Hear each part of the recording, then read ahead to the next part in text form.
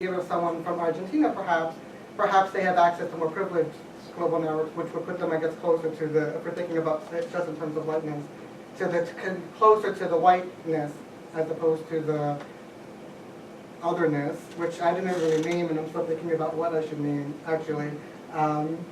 Because I think you're right, and I think that also in my work in schools, I oftentimes have seen that the language practices of the U.S. Latino students are I shouldn't say that, oftentimes are most marginalized in native language arts classrooms that are taught by people from Latin America who see the language practices of the U.S. context as somehow bastardized or problematic in some ways.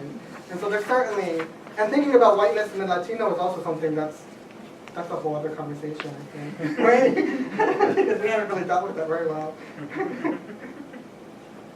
Thank you guys so much. Thinking about ethnography in particular and the changing nature of ethnography. I was sitting here when Edwin and Rita, you guys were talking and thinking about, and this is more geared not to your specific presentations, but toward the methodology itself. Particularly because I'm teaching the course on ethnographic research right now. So enlighten me. And it was, Edwin, specifically with your project and what you found with kind of this halt in the digital aspect of it, that wasn't able to reach the culture.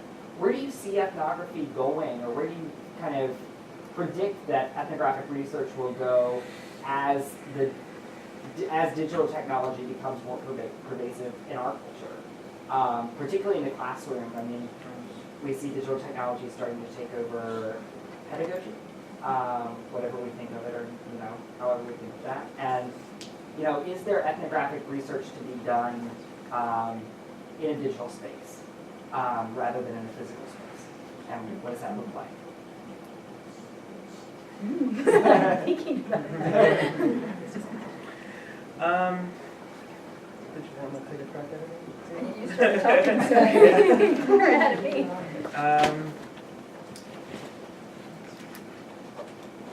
No. I'm like trying to gather all of my many things.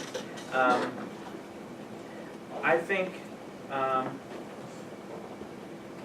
and I think the Murphy article does a good job of this, is saying that it's really not about, I think the fear is that the digital will supplant, the robot will supplant the human, on a very kind of crude level.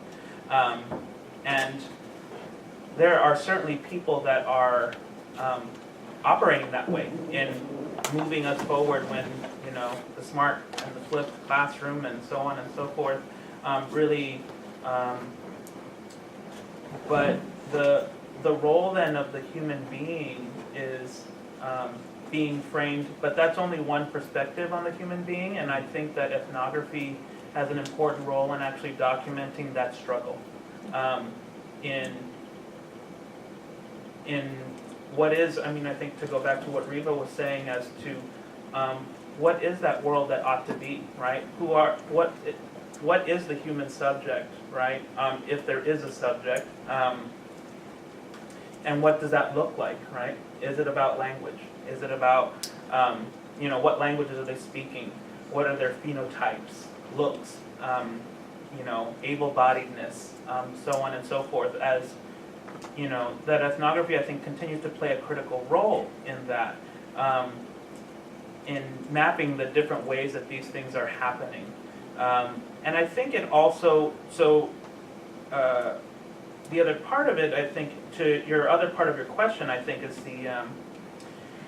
is actually doing ethnography in digital space, right? Where there is no space, or there's just this notion of space. And I think it's actually a very ripe and important space in which to be doing this work with regards to when we start thinking about what's the actual experience of engaging a large community in an open online course, right? Like we've heard about these MOOCs and things like that, and I was part of something called the POOC, the Participatory Open Online Course last semester here at the Graduate Center, which was one of the first of its kind. And McGill, I actually just got an email today about McGill up in Canada doing, they're doing this whole project thing that's coming out, Danny. I'm like, or about Canada. So those are actually really key, important places that I think the ethnographer needs to have to be engaged in, and really thinking about how identities, language, the material implications, following the money, all of those things need to be happening because they already are happening. And so the ethnographer, I think, is, or ethnographers, need to be getting in there and getting their hands dirty, because I think otherwise this century is going to be one that's going to leave them out, and their voice is going to be missed. And I think that's where oppression will be reproduced, I think. I just thought of something really, I was just reading, James Clifford is like one of my favorite anthropologists. It's a postmodern anthropologist. I was reading this article by him. It was like, identities in diaspora. The world is now a globalized place with the advent of cassette tapes and camcorders. We live in a new world. And I was like, wow. We are really like, our technology is moving so quickly. Like, I almost didn't have an answer to that question. And then I realized I sat in my office over the past month, and I've been communicating with these 3 focal participants via Facebook messaging. And one young woman who was visiting her family she portrays Lebanon as a place where she's home, where she can be me. And then she's Facebook messaging me images of sewage in the streets in the Palestinian refugee camp where she lives, and talking about the struggle. And it's just amazing to, I'm like driving to see my husband's family, and I'm getting Facebook messages from her. And, but in the meantime, I'm thinking, I don't have IRB for this. Like, I feel like we all seamlessly, and it's, and it's very, and then yesterday I sent actually this article to one of my participants, and we had this long Facebook message conversation about how furious she was because she had never seen what the teachers had said. How furious she was.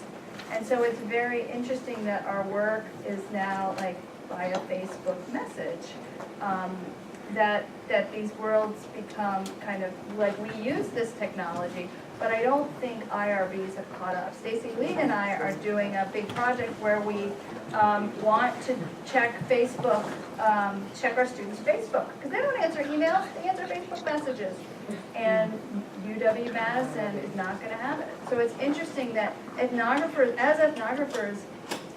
these are the, we need to like communicate as we communicate, especially those of us who are working with youth, and that a lot of this work does happen in digital spaces. But I don't think it's going to be interesting to see how long it takes for IRBs to come to terms with that. That's why you need to publish the methods piece in them, so we can say, look. Push. There are so many more questions, and and we have to wrap up. I'm sorry, but I think from where so many of us in this room are sitting and listening to you and hearing your experiences and your stories, really is pretty empowering, because in some ways it seems like a very far, long way off, and in other ways it's like, okay, wait, we could do this. So thank you.